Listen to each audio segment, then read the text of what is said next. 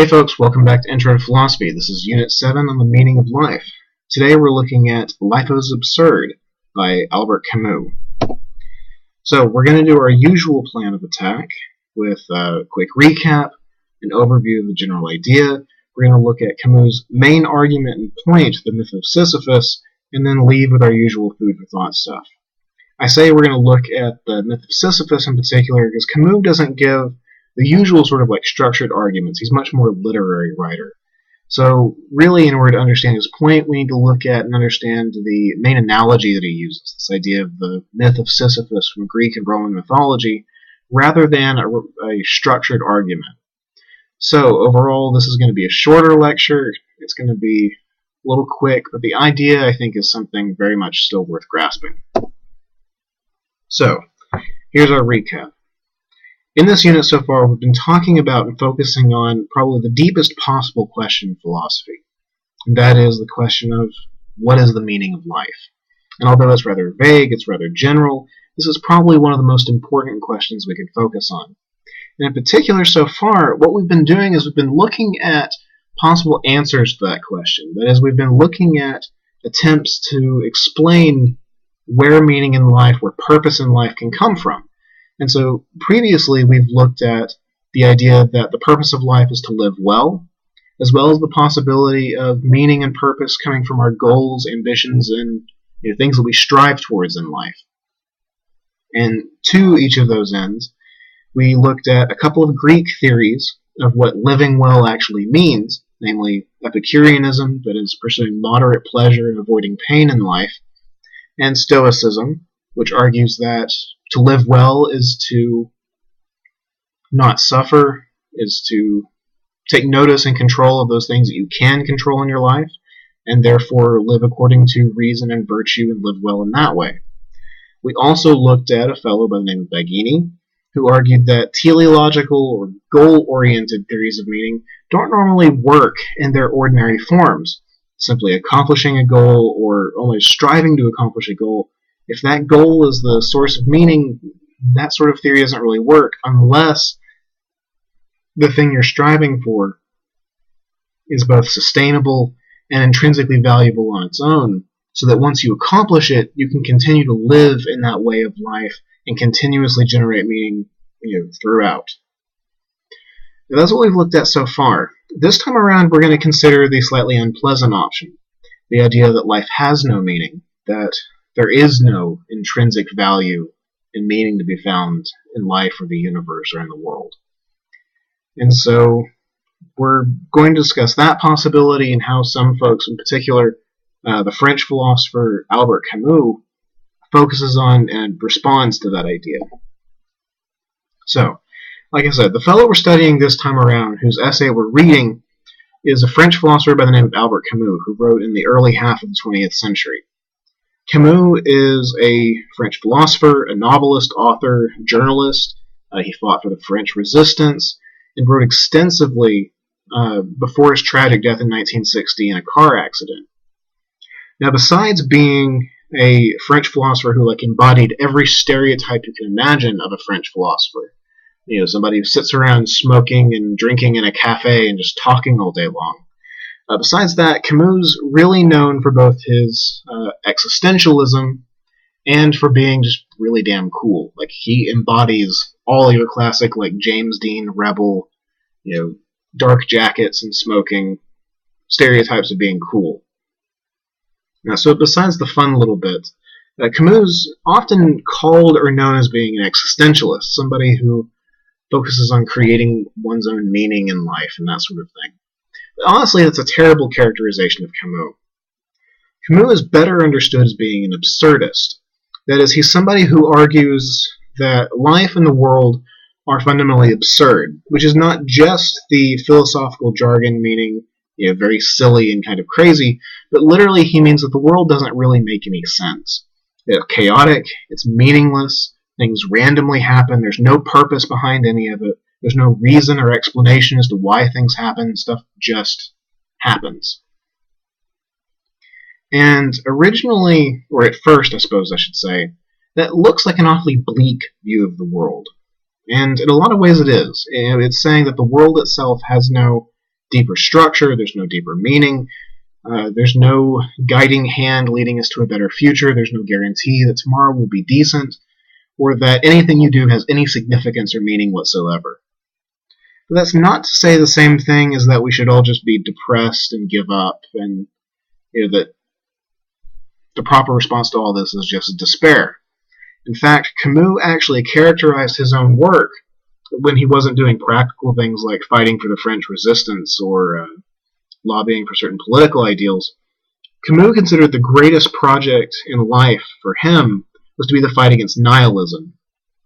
And nihilism is probably something you've at least seen thrown about in conversations or in essay or literature at some point or another. Nihilism is the view that life is meaningless and there's no point to living since nothing at all matters. And originally that seems like it's just the same thing as absurdism, but there's an important point here. There's an important nuance, I think, that we ought to latch on to. So, in order to help illustrate that, I think it's worth talking about how Camus tries to make those two ideas fit together. That is, how can Camus be an absurdist? Somebody who thinks that life and the world and the universe are chaotic and meaningless and absurd and random. There's no reason behind anything. There's no purpose behind anything, while not endorsing nihilism. And I think the real way to understand this is to sort of see how he characterizes the problem in the first part of his very short selection we have from his work, The Myth of Sisyphus. For Camus, the fundamental problem of philosophy is what he calls the problem of suicide, what we've been studying as the meaning of life. Camus thinks that this is the single most important question that philosophers can investigate, mainly because the same sorts of things we talked about in the first lecture. Answers to this sort of question give significance or purpose to everything else we might study, answer, or do. If we don't have a good answer to this, if we don't have a good idea of what the meaning of life is or where meaning comes from, there's really no point to a lot of things.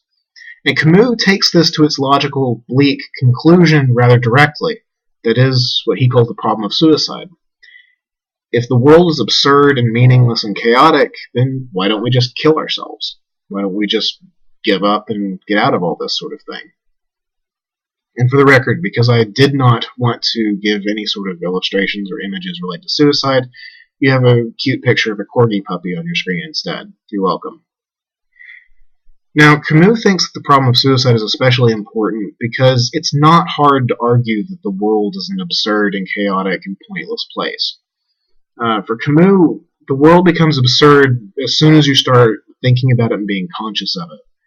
As soon as you start reflecting on life and the way things happen and what the world is, the whole idea of an absurd universe comes into focus pretty quickly. Just take your ordinary day, for example, and most folks from the Western world. You get up, you go to work, you come home, you sleep, you do it all over again. You work the same dead-end job for 30 years and get a piddly amount of money, which is nothing more than paper or digital symbols that you trade for other things that are largely constructed and worthless to anybody outside the society. There's just not a whole lot of point to it all. It feels like you're playing some worthless or useless game to a certain extent. And this is the sort of thing that Camus thinks leads to thoughts and ideas of suicide, that people feel sort of lost in their own world.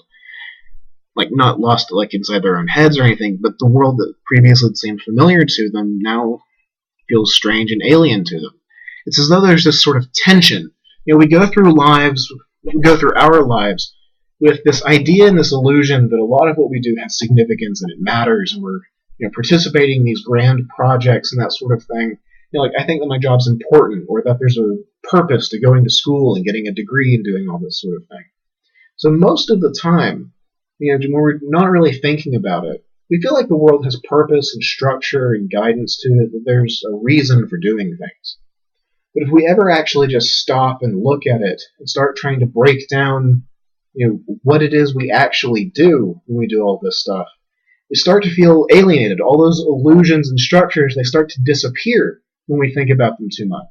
It's our consciousness of the problem and of the world that leads to the feeling that the world is absurd, that leads to the feeling of the idea leads to our feeling and thinking the idea that the world is this chaotic and purposeless, meaningless void. Like, just, I guess, supposed to illustrate things a little bit better maybe than the work example. Take the idea of college. Most folks who are doing college think that there's a good purpose to it.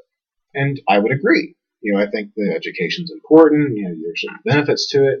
Even if you don't believe all that much in education, you very much want to get your degree and be able to work a good job and have a good life and all those sorts of things. And generally, if you don't think about it, that's the overall feeling you have about college and about things like college. It seems like it's worthwhile because it's going to get you stuff you want. But let's take a minute and think about what you actually do when you go through college. What you are doing is you are paying vast sums of money, or getting somebody else to pay the college or the university vast sums of money, so that you can go and you can sit in a box, a cinder block box, for hours at a time and let somebody talk to you, talk at you in a lot of cases. Or in this situation, you're sitting in your own private box, probably at home, or maybe using headphones at a library or on the bus or something, and you're being talked at. People are saying some things that were said to them some years ago when they went and paid to sit in a box for a while. And eventually, when you've sat in enough boxes and heard enough people talk to you, the school will give you a nice shiny piece of paper. And that piece of paper, when you wave it in some people's face, will let you then go and do work for them in exchange for other small pieces of paper, which then you'll trade for the food and healthcare and everything else you need to continue living, as well as the bright and shiny and flashing pieces of glass and metal used to entertain yourself when you're not doing work for somebody else. None of what I've just said is an inaccurate characterization of college or the life right after college. Every single word of it's true. But when I start phrasing it like that, I imagine it starts seeming a whole lot less significant. So, that's how you get to the feeling of absurdity, that the world is just stupid, it's pointless. Why are we even doing this?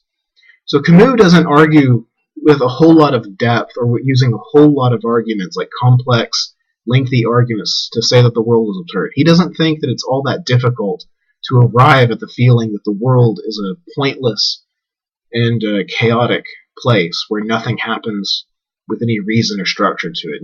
People get sick, they die, their dreams get smashed.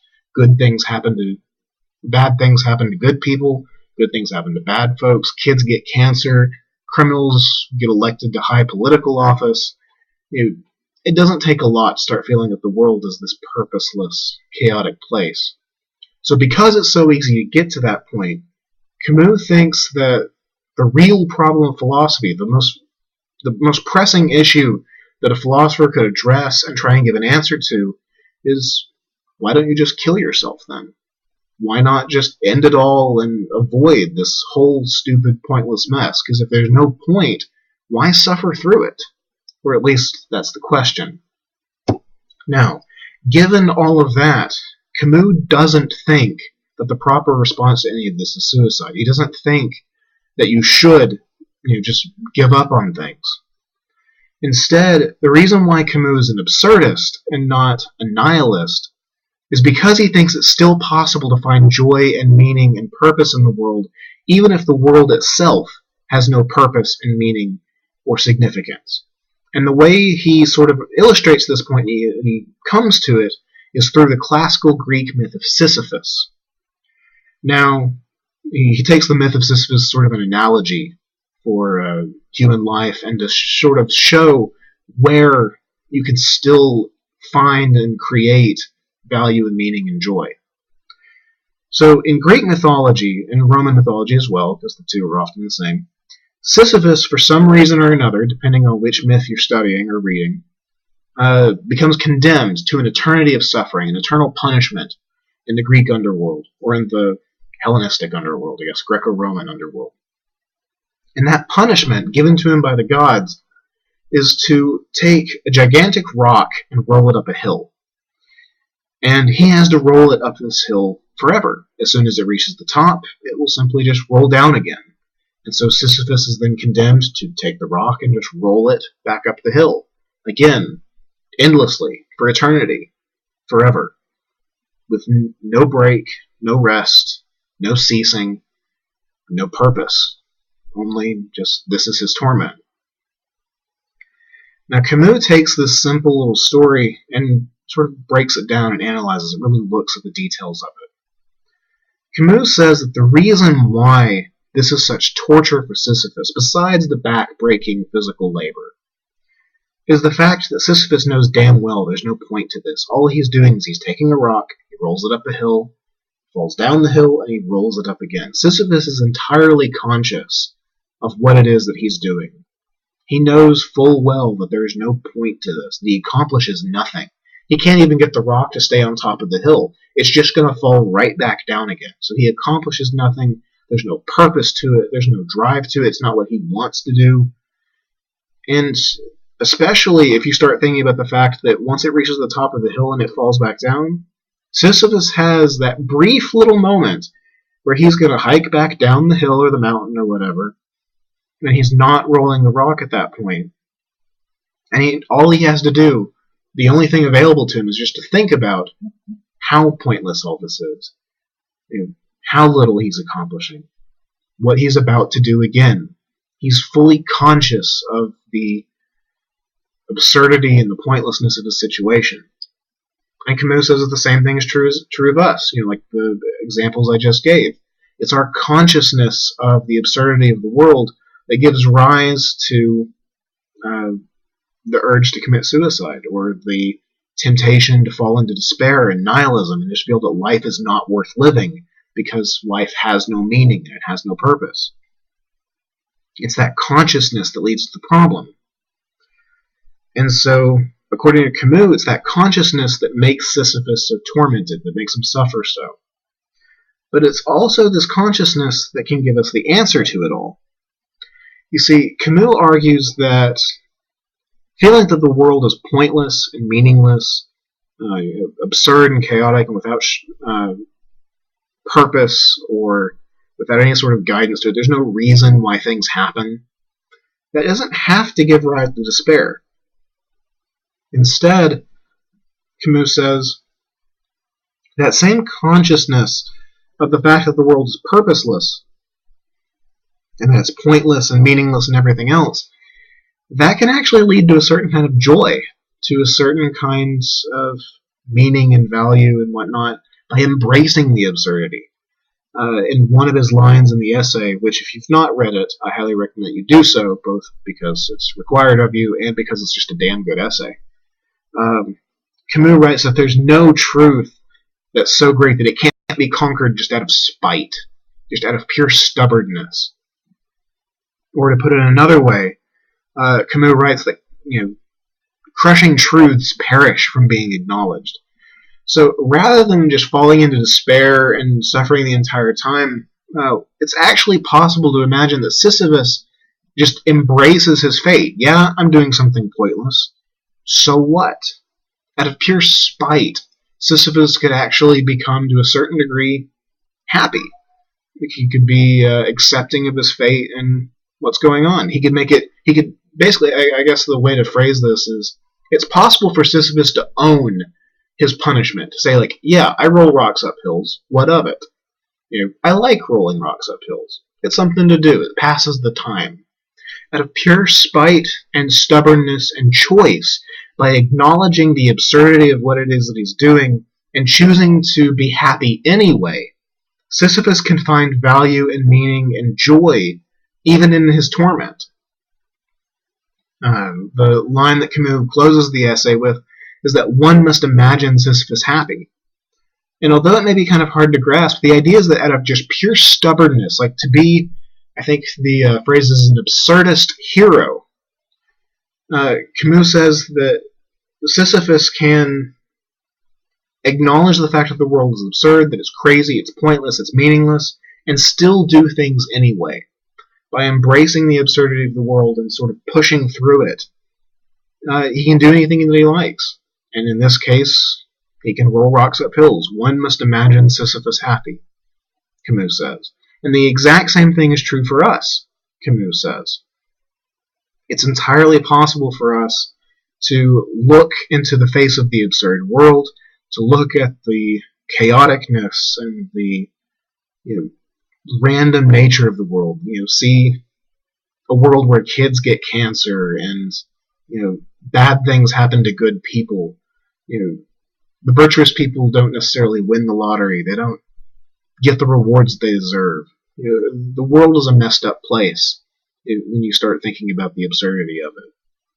But even so, Camus says, it's possible to look at all that and say, yeah, the world's messed up. There's no purpose. There's no guiding hand behind things. There's no grand fate that I'm supposed to accomplish or do or anything like that. So I'm free to do whatever I want. There's nothing stopping me from being whatever I want. I can do anything. I can live any life that I want to. That sort of embracing the absurdity and the chaotic nature of the world actually makes it possible for us to have our own meaning, to find our own purpose, and to create our own purpose in the midst of all that, despair and randomness and absurdity. And now I say the word absurdity in this process a lot, but it kind of comes up in the literature too. There's no real avoiding it. So, yeah, that's the gist of it. Camus argues that the world is chaotic, it's meaningless, it's pointless, that life itself has no intrinsic meaning. That doesn't mean that we that we can't find meaning elsewhere, that we can't create and find a joy and purpose in our lives. It's just not going to be out there in the world. Life is pointless and meaningless, but we can still experience meaning, we can still experience joy by creating it, even in a world where nothing matters. And while it's not complicated, it's not long, most of what I've done is simply rephrase the idea in a few different ways and give a couple of different examples. The idea, I think, is a fairly powerful one. It's short and simple, but sweet and powerful. But it's still very much asking whether Camus is right. Is life absurd? Is there no structure to it? For one, Camus doesn't give that many arguments for it. All you'd have to do is find flaws with the couple of general arguments that he does give, and then you could easily shoot down the picture.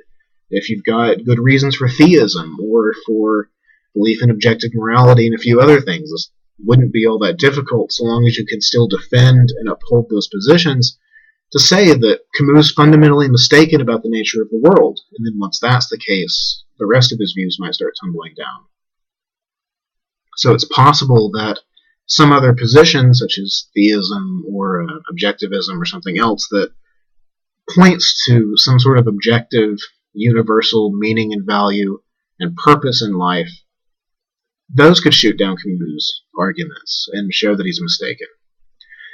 Or perhaps one of the other theories we've been studying in this unit can show that Camus is mistaken. If one of the other views about, say, the purpose of life being to live well, or that we can find meaning in the pursuit of certain goals and pursuits of certain ways of life, or perhaps religion provides a source of meaning, these are all things that would also show Camus to be mistaken. And it's also very much worth asking whether we actually can do the thing that Camus asks of us. Suppose it's true suppose that Camus is correct about the idea that the world is a meaningless and chaotic place, that the world is fundamentally absurd at its roots.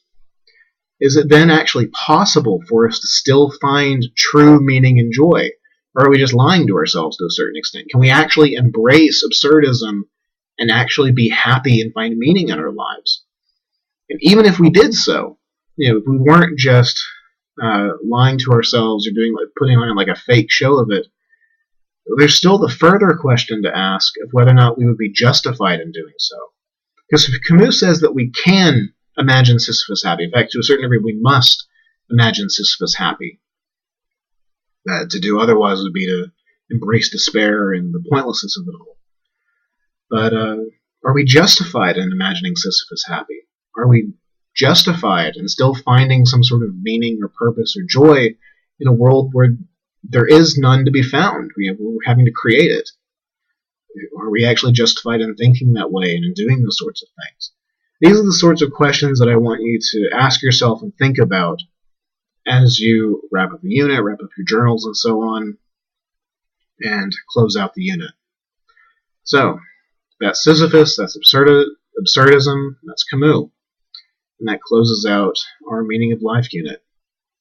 So, hopefully I've given you some stuff to think about. At the very least, I've given you some questions and topics to consider. So, don't give in to despair. Live well. Have a good life. And try and find some purpose and meaning and joy in it. Happy thinking, guys.